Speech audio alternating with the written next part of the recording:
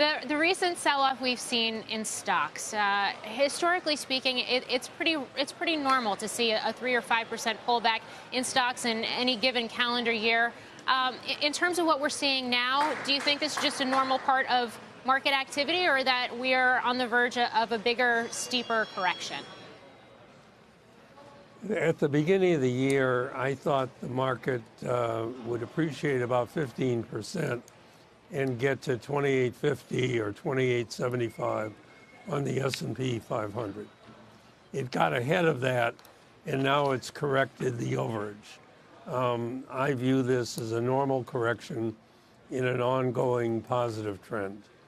I think the Chinese conflict on the trade issues is serious, and I think it's going to be prolonged, but I don't think it's going to create a recession or a bear market.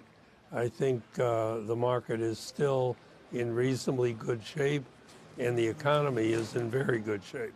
So I think this is a normal correction. It may go further, but it's not the end of the world. What do you think the bond market is telling us right now, and do you think Treasury yields have bottomed?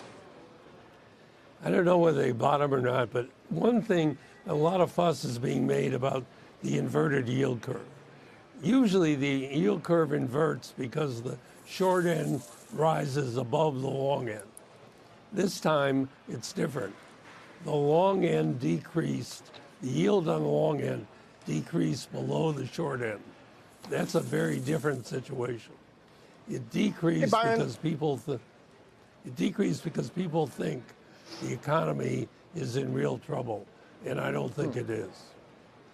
But Byron, you made some predictions for 2019 at the end of last year, beginning of this one. I don't remember which, but a couple things. You didn't quite see this protracted China trade issue coming. You saw no Brexit deal, but thought Theresa May would stay in power. How do those two factors, China trade and the continuing Brexit issues, influence the way you look at the market through the rest of the year? Well, I think both are negative, and both will keep the market from making any considerable progress.